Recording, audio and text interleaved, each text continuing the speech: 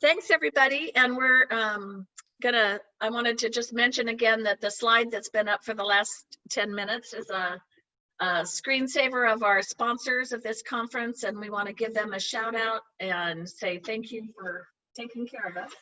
And this next event has always been one of our real highlights of the conference. And so we are doing a Facebook Live during this next session, which will be kind of fun. We'll pick up some new folks. And it's my pleasure now to introduce the member of our Ag in the Classroom Foundation Board, Shannon Douglas. And Shannon comes to us from Northern California, where she is a beef cattle producer, and she grows pumpkins and sunflowers and forage crops.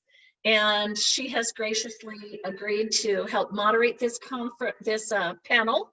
And she's also played a really strategic role in helping us plan the conference. She kept shooting out good ideas, and we really appreciate your involvement, Shannon. And so I think I'm going to let you take it away. Shannon, thank you very much for doing this. Perfect. I'm happy to. Thank you to all the teachers that are on. I think I saw just a second ago we have almost 100 people that are listening in, which is great. We're excited to share this with you. And while we're bummed, of course, that we're not in Ventura County in person, you can get little scenes from it behind Will, and we're going to hear about it today. And there was a farm tour earlier, and there's another farm tour tomorrow that hopefully you guys will all want to participate in. So I'm super happy to get to share with all of you teachers today some stories from some real farmers that we're going to talk to from the area you hopefully will come back and visit in person next year. I am on the Ag in the Classroom board. I love being engaged with this project. I'm a mom of a 4th grader, so shout out to all you great 4th grade teachers who are working so hard. But I'm pleased to introduce you the 3 farmers we have on our panel today. Like I said, they're all in the Ventura County area. We have Edgar Gutierrez from the Limonera Company. You want to wave, Edgar?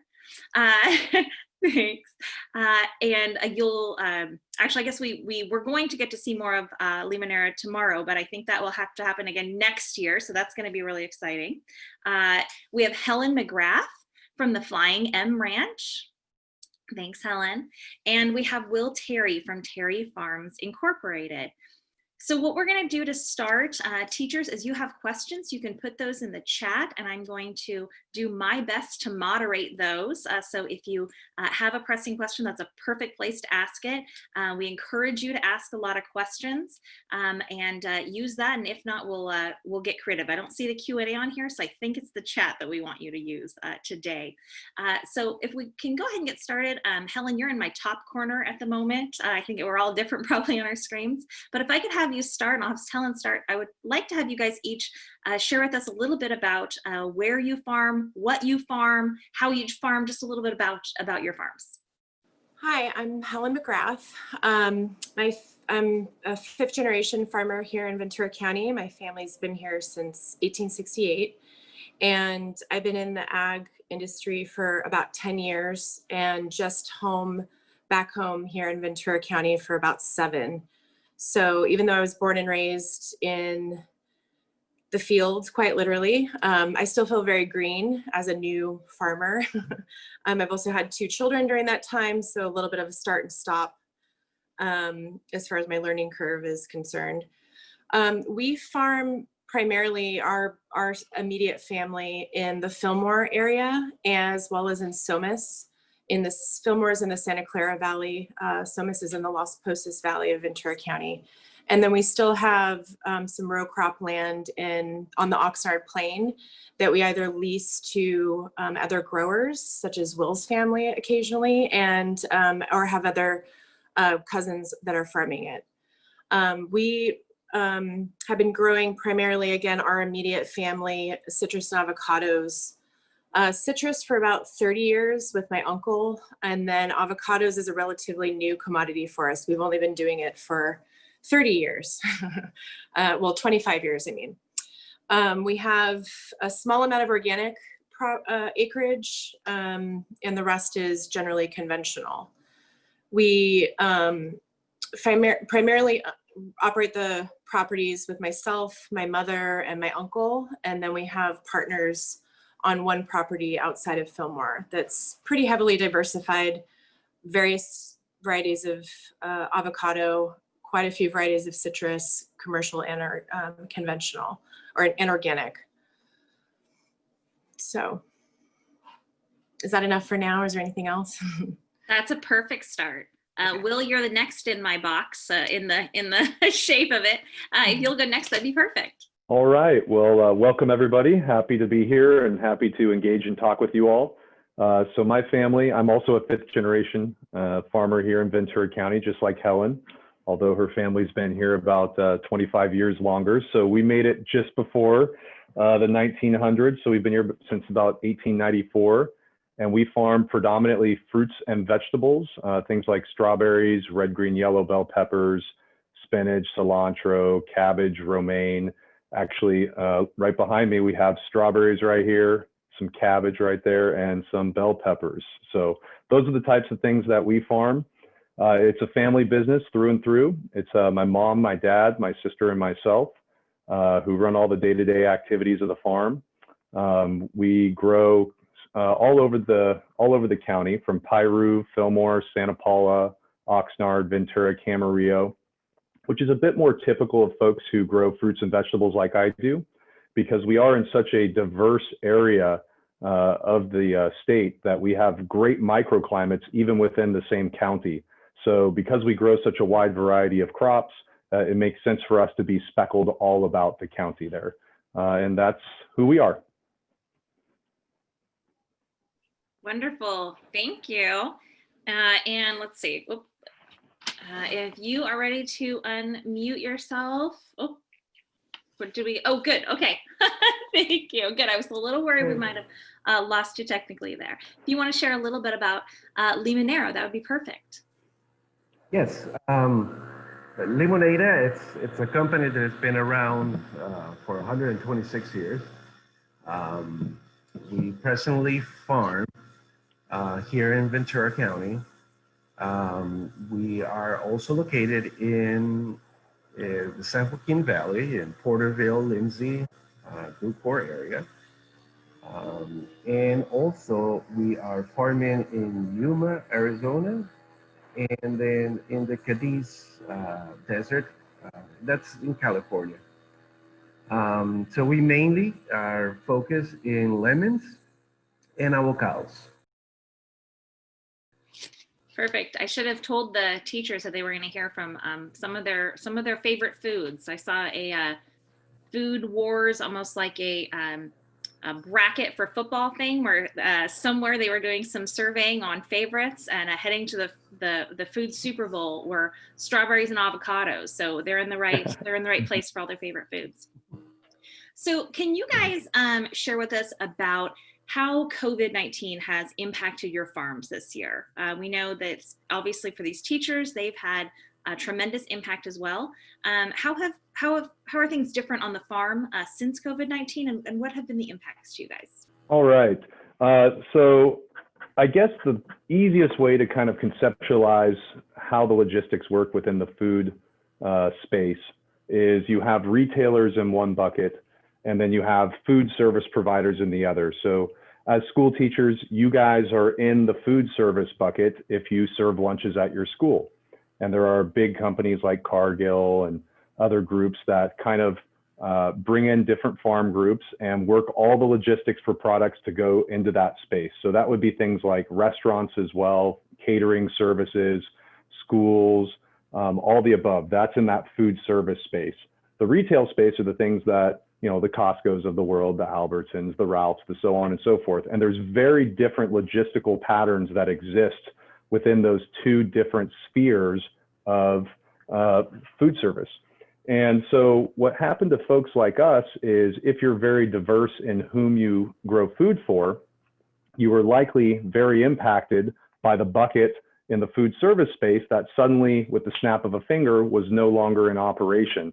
And because we're talking about feeding, just within this country alone, you know, 350 million people, it's a big, big challenge to suddenly take all of those logistical items that come into play to feed folks within that bucket and move them all into the retail space.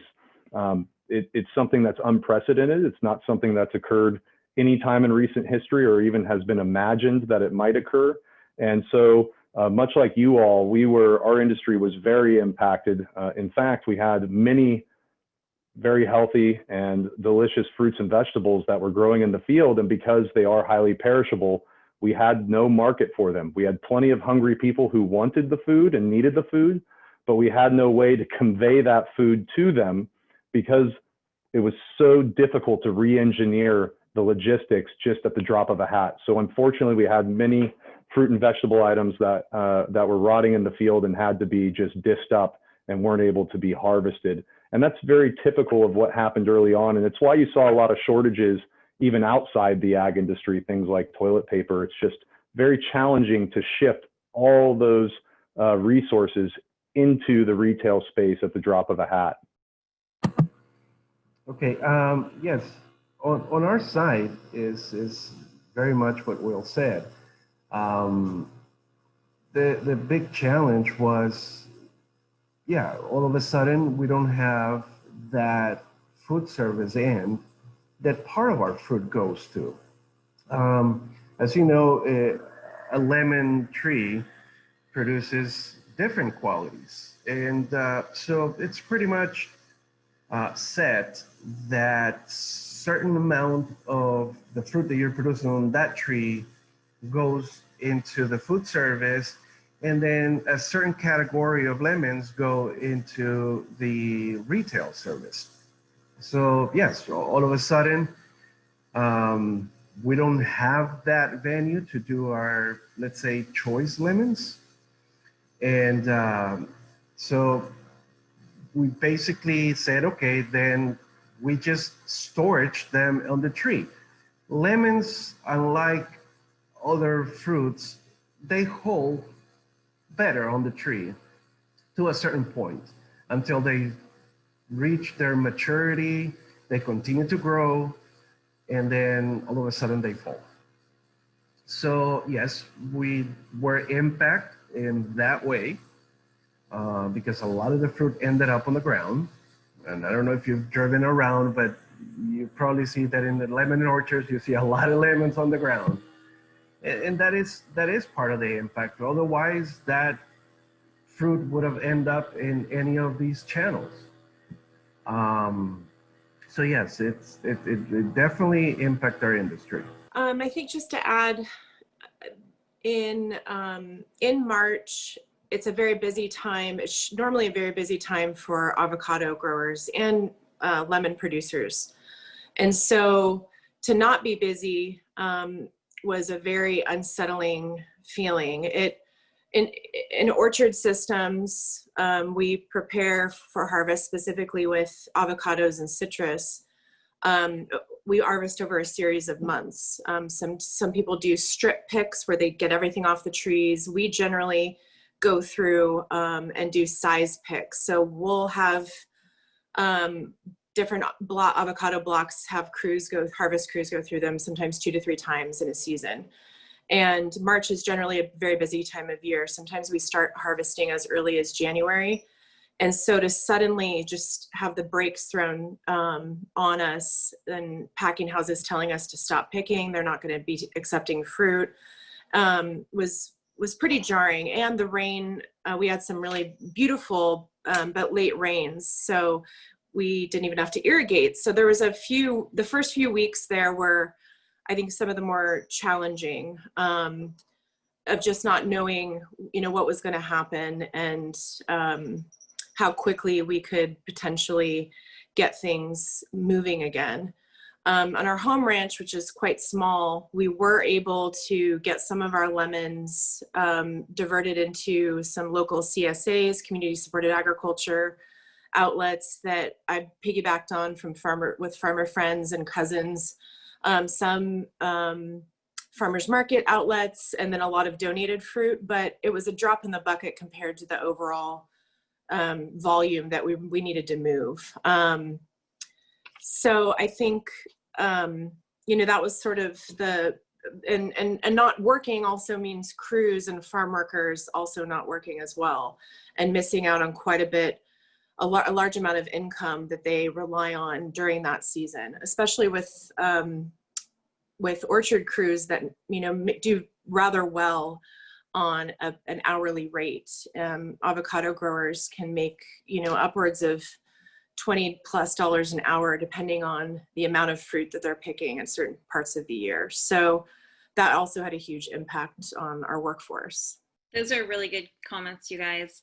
I think I'd be curious because some of you guys have both, and Will, you certainly have both the fruits and the vegetables. I had seen some information which was interesting in many ways, but that we've kind of found out what people make at home versus what they're buying in the grocery store by overall trends, and it seems like people eat as much fruit at home as they would have in the grocery in a restaurant. So you're eating just as much fruit.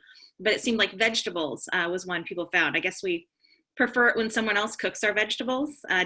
Sounds like you guys found that to be fairly true. Yeah, we grow some more rare varieties of vegetables, and they're really geared towards a professional chef.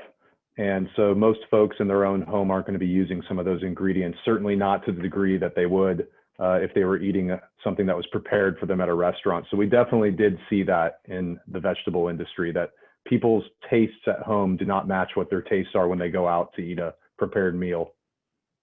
Yeah, it's been very interesting to see that, even certainly with our dairy farmers and across milk products, what people, what milk products they consume at a restaurant versus at home too. Very interesting. We have a good question here about someone's asking, if March is avocado season, how can we get avocados in December? And how do you, what processes do you have for preserving their freshness? So this is probably a good one for so many avocado farmers to talk about your avocado growing season. Well, there are some growers that are able to start harvesting varieties grown around here in December, or some later varieties. Lamb Hass can be picked throughout the fall. We're at the very end. 97, I believe, Edgar, you could correct me, % of the avocado market is Hass avocado. Lamb Yes, that is correct. Lamb, yeah, tiny, not very many acreage. right. But they do extend into the fall. You know, in the December months, I call it sort of the dark time of the year. We rely on imported fruit to kind of fill that gap. So you see fruit from Mexico predominantly, maybe Chile and Peru. But as far as getting California avocados in December, you know, aside from, there's always been a desire to kind of push getting harvested earlier, but we haven't quite achieved it yet. You know, starting to harvest in January has been a big shift that I've even seen in more recent years. As far as preservation, you know, there's some interesting work around freezing avocados, blanching it and freezing it. It you know, preserves taste and nutrition, but it's not a commodity that people regularly preserve. Citrus, there's a variety of ways to do it, but I don't know, Edgar, unless you're aware of something else. You know, it's just sort of one of those things where it's a California product that is best eaten seasonally. Fortunately, it's a very long season, but yeah, that would be my There are some answer. companies doing research as far as using certain waxes post-harvest that will extend that shelf life of the avocado. But like you said, you know, for us in California, our window of market for our avocados is relatively short. And so you want to target that window and have it straight out to, you know, food services, retails, and so on.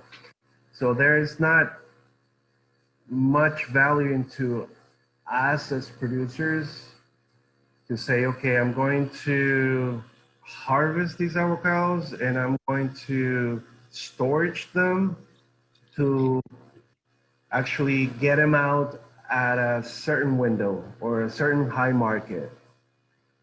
Because by the time you do that, then exactly, you have Mexico, you have Chile, you have Peru, and you have all these countries bringing those avocados. So there's actually a very small window for us. Because you want to harvest it and get it out the door.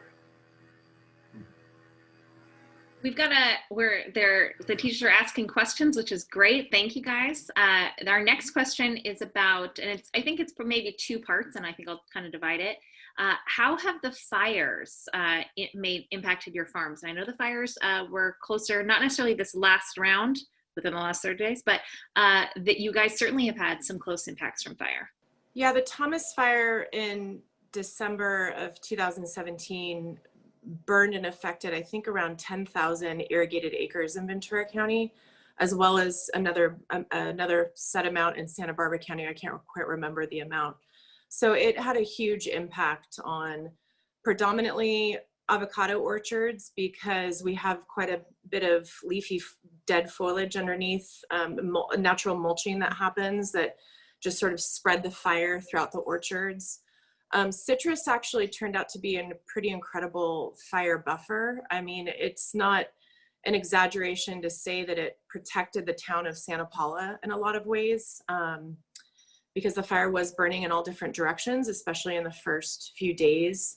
But it greatly impacted the agricultural community here, as far as the, cattle people, which we don't have a huge amount of, but rangelands were decimated, apiaries, row crops as well. It had a really severe impact. And then of course, just air quality for people that were working throughout the entire fire, which lasted almost, the thick smoke itself was about 3 weeks.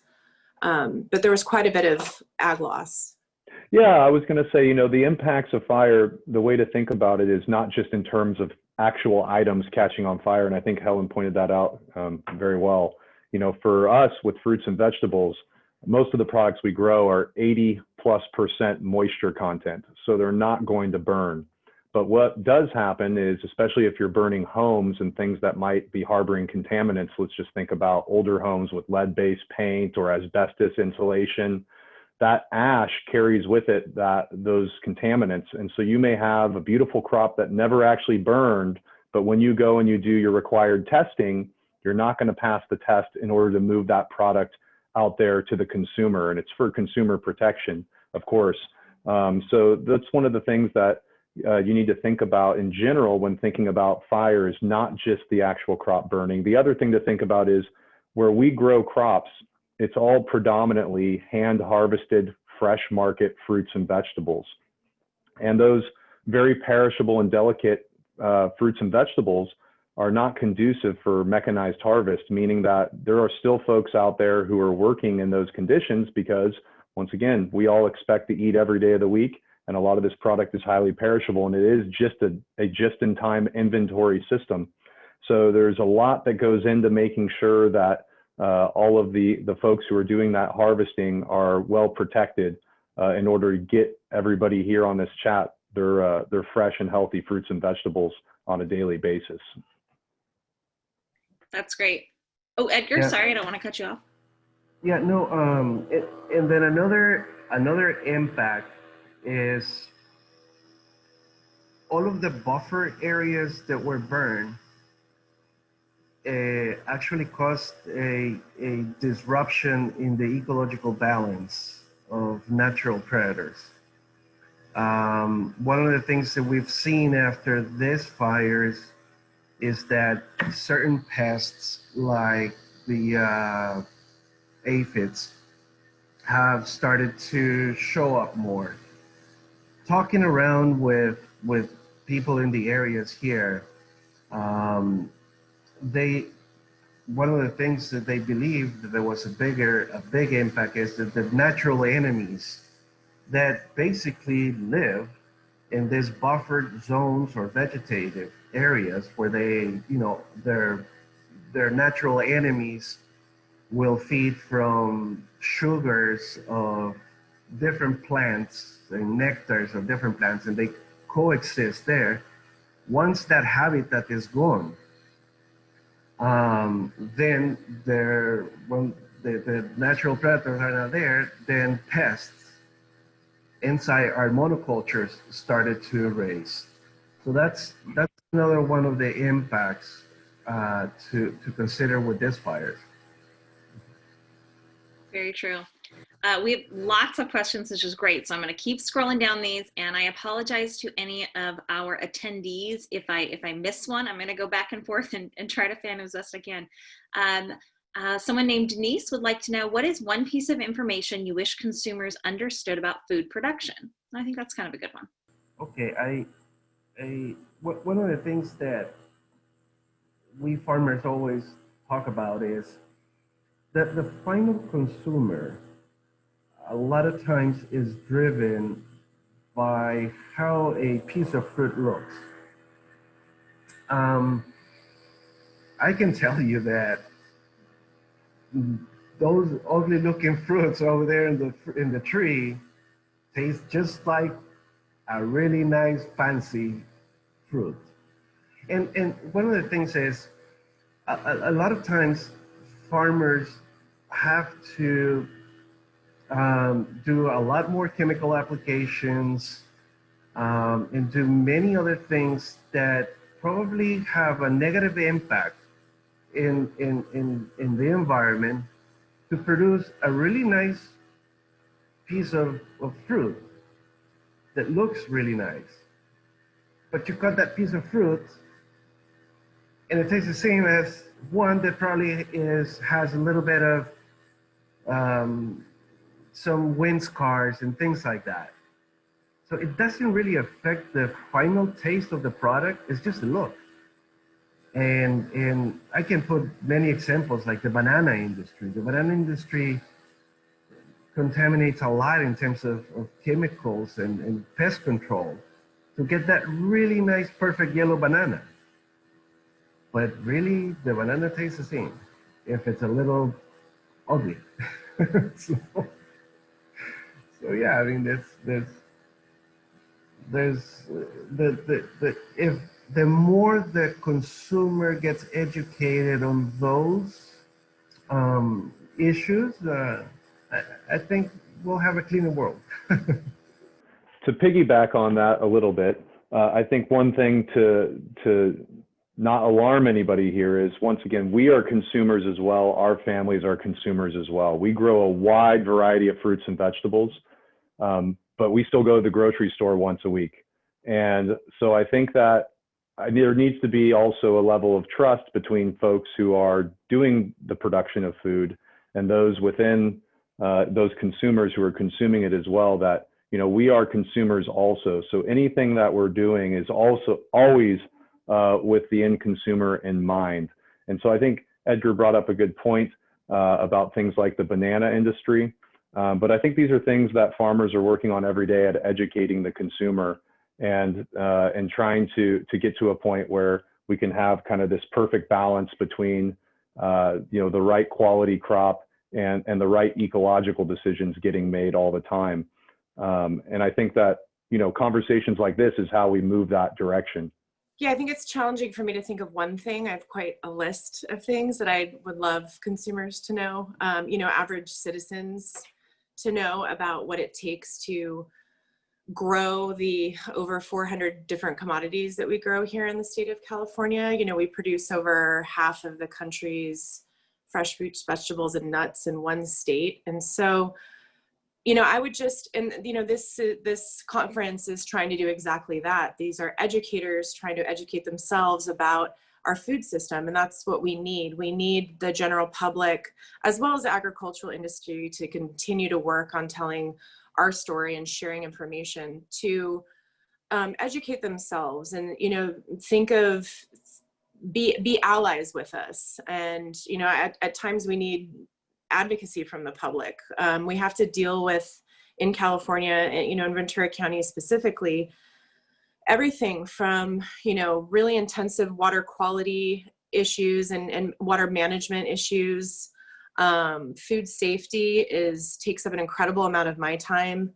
You know, and the labor piece, like Will said, we are out of business without our workforce, who are either here temporarily, here permanently, here with documentation, or here without documentation. And all those variety of things. There's duplicative regulatory issues. There's quite a bit that, and overall economics. Our margins are, surprisingly slim at times, even if we are multi-generational farming operations who outright own our land. I think it's something that hopefully COVID has shed a little bit of a light on how invaluable our food production system is, and specifically in California. But and again, I appreciate that this conference and the Ag in the Classroom is there, because you help sort of bridge, consumers, educators with farmers, so we can continue to disseminate that information and tell our story. Yeah, that's my nutshell response. No, that's good. A lot of really good points, you guys. That did segue though really well, Helen, because you talked a little bit about your employees and your workforce. And I've got a couple questions in here asking about how COVID has impacted the workforce. And mostly it seems tied to like the health mandates and worker protections, things like that. Could you guys talk a little bit about that? Yeah, I think, it affected our workforce very, very significantly. Immediately it was upon growers and farm labor contractors to start to implement some safety protocols, spacing, hand washing, getting N95 masks to all of our essential frontline workers, which are our agricultural workers as well. Being in an orchard system, again, it's much easier for us to do that. It's much easier for our crews to space out but there's other commodities where it's really challenging to have workers 6 feet plus apart. And so I think, it was a big triage of individual growers with their permanent workforce, their temporary workforce, or working with farm labor contractors on a day-to-day basis on how to ensure safety. Will and I are both on the Farm Bureau. Our CEO did a lot of work reaching out to and was participated in weekly conversations with other farm worker groups in the county, as well as public health. There were some initiatives that eventually came into play where the public health department here was able to come out into the fields and do trainings. The Backpack Group Brigade, I believe they were called, and our crew participated in some of those. But I feel like where the outbreaks did happen, unfortunately, there were housing developments where there were outbreaks. There were individual crews with outbreaks, packing houses. Was potentially workplace related, but for the most part, it might have potentially happened as well once they leave our property, sharing cars, living in overcrowded environments. I know farm workers that picked up work on the side, especially when harvesting crews were not in demand and were working in other service related jobs. So,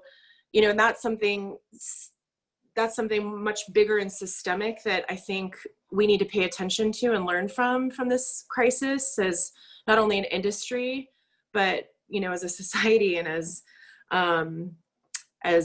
citizens and voters, if I dare say. That we can only do so much at times to keep our workforce safe on the job. It's what happens when they leave our farms that made people much more at risk. I might have other thoughts, but I'd love to hear what Edgar and Will have to say. Yes, no, I agree. Definitely what Helen is saying. In the field part is, I guess it was easier for us because we don't. Harvest is where it concentrates the most people in one field, but then it's easily also to segregate these teams and focus in certain areas and give them their space. Our biggest challenge was in the packing house, definitely, because that's a closed environment, and but quickly I think that the team had to learn how we were going to accommodate, how was going to be the logistics inside that packing house to assure the proper distance and proper protection from everyone. Now, as far as the office buildings and everything, most people still working from home. So we have had to cope with it, and I think we've done a good job, but it definitely impacts the way we do things. A lot of times, you know, the gatherings on the field to discuss things that we don't do because we don't congregate with like the farming people, like the managers and so on. So a lot of it has lost that feeling of personality, and sometimes it's hard to operate. You know, we are gregarious people, and it's very difficult to operate at this rate. No, I think the challenges faced by you all here at the conference were very similar to ours. You know, human behavior is very difficult to change, and farmers are really good at training workforce on food safety related issues. We do it all the time. We have monthly food safety trainings. We go to great lengths on the food safety side of things like sexual harassment, things like, you know, workplace violence, all of the things that you need to train on, except probably communicable diseases and pandemics. And I think like many industries and like society as a whole, we were left reeling there for a moment, and we all had to come up with some really good solutions as quickly as possible while still meeting the demand for, you know, consumers to continue to be able to eat these types of foods.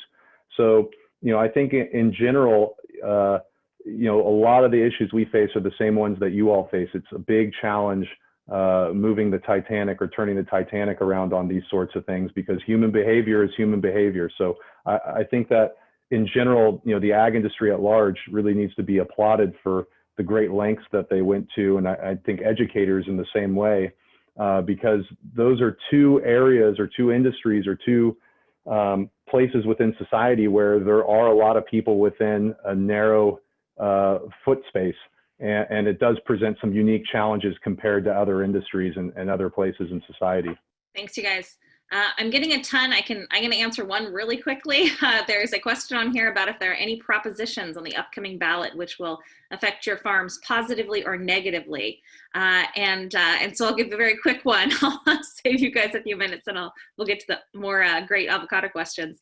And I would say yes. There might be some local things, of course, in different areas that are very pertinent locally. But statewide, the biggest threat to farming on the ballot is Prop 15. It will be a huge tax hike on family farms. There are some language out there that farms are exempted, but that's not the case. The dirt is exempted, but the trees that grow the avocados, the trees that grow the citrus, the fences, the barns, the packing sheds, everything else is not. And that will be a huge tax hike on family farms across the state. So the biggest threat to farms, and it's actually a huge threat, it's probably the biggest threat we've had on a ballot in a few years, is Prop 15. So big no on Prop 15 from the farmers. I had some more questions here on, and actually this is a really good one of the more recent ones, about multi-generation farmers, and so we've got two multi-generation farmers and why you stayed in the farm, I think would be the summation of that. And then Edgar, what made you come to work for a great company like Limoneira, and get involved in agriculture? If you guys could address that, that'd be wonderful. Yes. Well, I'm originally from Costa Rica in Central America, and I come from a farming family, dairy, so.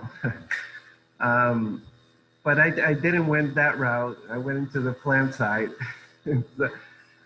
but I ended up getting involved right after college in citrus in Costa Rica and Belize. And after that, I worked for a U.S. company named The Wonderful Company in Mexico for about 8 years. And then 2 years ago, this opportunity came, knocked on my door, and and I took it. So yeah, I've been involved in citrus for the last 20 years in different countries. But I am enjoying this very much. Every place has challenges, but I think that's the beauty of it, and that's how I ended up here. Speaking just for myself, I think that coming from a multi-generational business, probably, certainly in farming as well, there's a sense of pride, I suppose, and probably most importantly, a sense of duty. I think most of us have, if we were lucky enough to grow up with grandparents, we saw that typically in farming families, the grandparents are still working long past when would be typical in most industries, and you kind of see that hard work and the sense of pride they have on their face from what they've attempted to build over time. And then you see that with your parents, and it's one of those industries where you kind of really wear it on your sleeve, so to speak. It really has to be your passion. And if it's not something that you're passionate about, it's not something you'll survive or be successful at. And so it almost is just this challenge that, every day you wake up with a new approach to how you're going to face that challenge. And so I think that kind of, for me, keeps it exciting. It's one of those things that you do kind of irrespective of whether it's in your best financial interest. You do it because you really love it. And I think that's kind of the key to understanding, I think at a 30,000 foot view, who farmers are. These are people who are very passionate about what they do. And I think that you'll find most farmers, although there aren't that many of us anymore out there, so to speak, there's a lot of farmland, but not a lot of farmers growing. Most of us have had to grow quite a bit more than our forefathers did, so to speak, in order to meet the demand out there. But you'll find a group of people who are very passionate and a group of people who really always want to do the right thing to give consumers the best products available to them. I think growing up, I knew, and even I left home in Ventura County when I was 18 and came back 16 years later. And I always knew that I always knew that I wanted to be involved in some way, shape, or form with our family farming operation. But I think it was working in other sectors. I did quite a bit of youth work from college till 30 years old. Worked in nonprofits, juvenile justice system, almost went into social work for higher education for my master's, but then I just, I kept coming back, like Will said, I just have had a sense of responsibility, and I missed being on the farm. I missed being home. I lived in cities for a while. It was fantastic, but I just knew kind of in my heart that I felt like I wanted to, ensure that my family's ag land could remain in production. And I felt committed to making food production a viable industry and a viable profession, not just here in Ventura County, but throughout the state of California. And in my work and even travels to other places, food and food production is just this foundational part of economies, of cultures, of it's a basic necessity. So having come from that, tradition was, a real privilege in a lot of ways. I'm one of 4 girls, and I'm the only one professionally involved in agriculture. So, I'm glad that my life sort of took me back to this route. Also, I would say on a side note is that, even though I would love to, continue to support and advocate new farmers too, that don't come from, like Edgar, that, even though you do have your family, you do have a family background in Costa Rica, we desperately need that as an industry. We need new farmers. We need new entomologists, we need new PCAs, we need all of these wraparound services that we depend on. And I think that's a beautiful part of this organization, that letting students know that there are, fantastic, exciting, cutting edge professions out there in the agricultural industry that the demand is just going to grow. And, doing that work here in Ventura County, getting that talent from agricultural communities is always a plus, but pulling that talent from anywhere in the world is going to be really essential for the future of our industry, for sure. That's a great point, Helen. I'm glad you brought that up on the job opportunities just for the teachers. And apparently you guys are amazing panelists, because we still have 106 people on participating. And that's a really good retention rate based on other panels I've been on Zoom over the last 6 months. But for those career opportunities, just a quick fact for all you teachers is that there are 2 job opportunities, there are 2 job opportunities for every college graduate coming out of school with a degree in agriculture nationwide. Here in California, it's actually a little bit higher, and very high, particularly in plant science. Helen talked about several of those career opportunities. So there are a lot of great career opportunities for your students, whether they're going to be graduating high school and want to go into kind of a tech type role, or they want to go on to college. As we wrap, we're supposed to wrap at 4:50 because there's the cooking demo at 5:45. But what I figured would be nice is, if we've had a lot of people asking, how can we support farmers? There's some interest in ugly fruit, but I think also, how do people buy your products? They've heard about you today, and we know that particularly during the pandemic, people are very interested in buying something they know. Where could the teachers who are going to be in the grocery store soon, where might they find some of your products, or how could they help you guys as farmers? Well, hopefully as Californians, we can all support California producers. And I think that probably the biggest thing you could do, if you want to do yourself a favor really, is to buy Californian, because California produces some of the healthiest, safest, and most flavorful fruits and vegetables. Part of that is geographically where we're located. Part of that is the people who are actually doing the work and producing those products. So I think that's the simplest and easiest thing you can do. When you think about a farm, most farms don't have their own labeled boxes, so to speak. So you're not going to find, as an example, a Terry Farms celery, but you'll find our celery in a great number of other people's products, because we are expert farmers. Our core competency is in farming, but we are not experts at shipping, logistics, and marketing. So we work with other organizations that's what their core expertise is. So when you think about supporting farms, or maybe even supporting the 3 of us here, I think the easiest thing to do is just buy Californian, and in that way, you are supporting all of us directly and indirectly. Yes, I think Limonada is well positioned in many consumer points, in the food industry also, and in any supermarket actually, that you can find our products. And so, yeah, buy California fruits, and we're pretty much everywhere, here in the U.S. and then outside the United States also.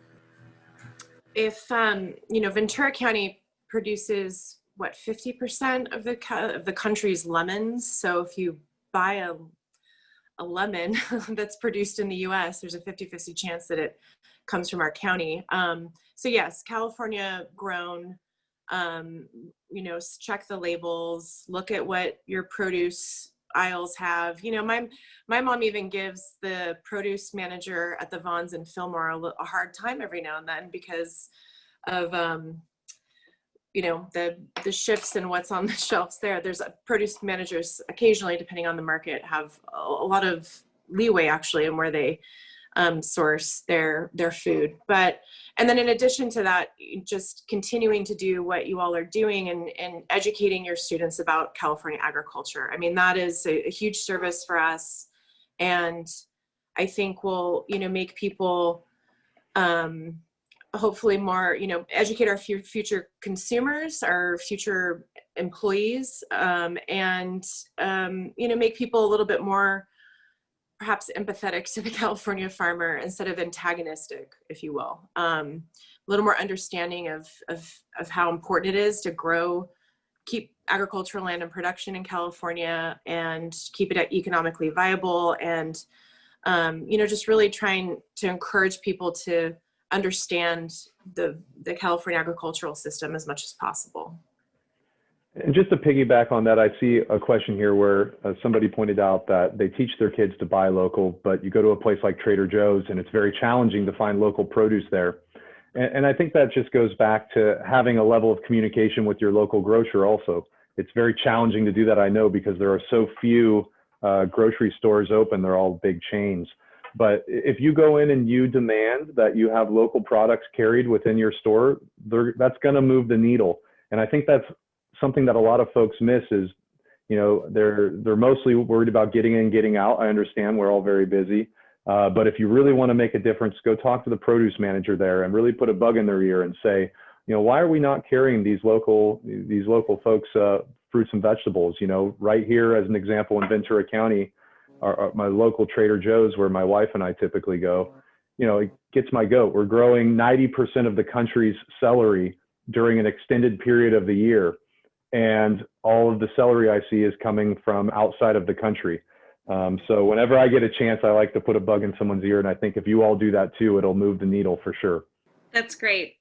Thank you guys so much for making time today. Again, I cannot believe the retention rate on this panel. And as you guys are seeing in the comments, people have had such great feedback hearing from you all. And I certainly hope that hearing from you guys today, that everybody wants to come to Ventura in person next year and join the conference as well. And get to, for those that aren't local, get to try some of the great local produce. And I think it's so nice to hear you guys about buying Californian. We've got really awesome comments there. So thank you guys. And I'll turn it back over to Judy because I can't wait to go to watch the cooking demonstration this afternoon either. So thank you, everyone. Right. That's right. Thank you so much, Shannon. And thank you, Edgar, Will, and Helen